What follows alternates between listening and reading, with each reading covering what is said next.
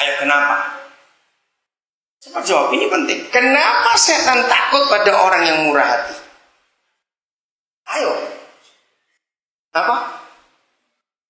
Kenapa setan takut pada orang yang murah hati?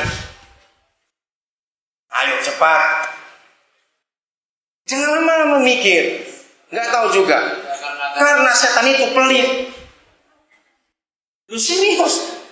Karena setan itu pelit, maka itu kalau ketemu orang murah hati, setan nggak bisa kumpul. Amin. Mengapa setan takut kekudusan? Ayo, jawabannya apa? Karena dia najis.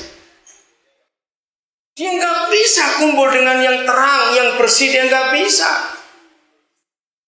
Sama. Kenapa setan takut pada orang murah hati? Karena dia pelit. Tapi dengan orang pelit, senang dia. Sama, koncok.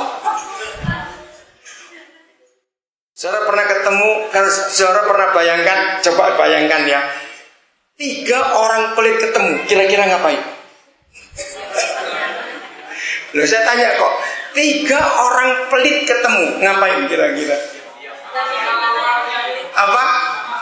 Sama-sama lapar, diam-diam, apalagi? Ayo. Serius ini, saudara, kita harus belajar seperti itu.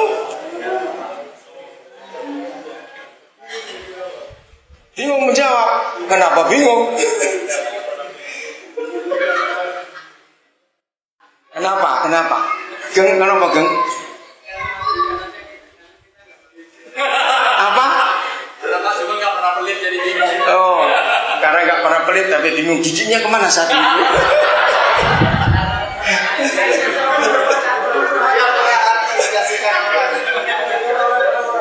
Saudara, maka itu 2 ayat ini perhatikan baik-baik. Tanggungkan dan menjamin. Ya, tanggungkan dan menjamin. Lagi sekali, dunia harus mengenal Tuhan yang seperti ini, saudara. Harus mengenal Tuhan yang seperti ini. Jadi, kalau kasih Tuhan itu dikenalkan kepada dunia, maka sungguh dunia akan tahu siapa Yesus sesungguhnya. Ayat terakhir, Titus pasal yang pertama, ayat yang ke-15. Roh Kudus, Engkau tolong kami supaya firman ini merubah konsep kami untuk mengenal apa yang benar itu dalam nama Yesus. Bagi orang suci, semuanya suci.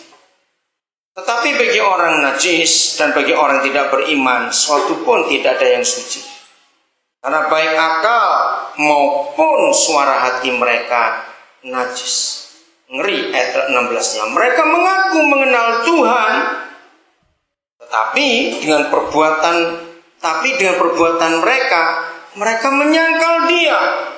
Kenapa? Nanti saya akan terangkan. Mereka keji dan durhaka dan tidak sanggup berbuat sesuatu yang baik. Saya pelan-pelan uraikan bagian terakhir ini. Bagi orang suci, semuanya itu suci.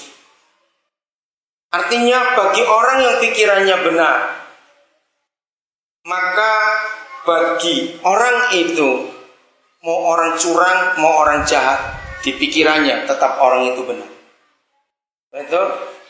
Orang yang pikirannya curang, dia melihat orang lain bagaimana? Akan curang juga. Karena itu refleksi dari hidupnya. Sama dengan orang pelit juga. Buat orang itu semuanya sama kayak saya, sama pelitnya. Dianggapnya begitu. Orang egois juga begitu. Maka itu saudara, hati dan pikiran Tuhan harus menguasai kita. Amin. Harus, tidak boleh tidak. Biarlah firman itu menguasai kita. Nah, lihat ayat 16. Kalimat pertama saya. Mereka mengaku mengenal Tuhan. Hebat. Karena lihat dari hidup agamanya. Tetapi dengan kelakuannya, dengan perbuatannya mereka nyangkal. Artinya apa? Nggak cocok sikap hidup sehari-harinya dengan sikap hidup agamanya, istilahnya begitu. Secara tindakan rajin berdoa, kelihatan alim, kelihatan rohani sekali, dan orang tahu karena dia ngaku aku kenal Tuhan, tapi ternyata perbuatannya tidak. Dalam hal apa dinilai tidak? Karena mereka keji, durhaka, dan tidak sanggup berbuat sesuatu yang baik.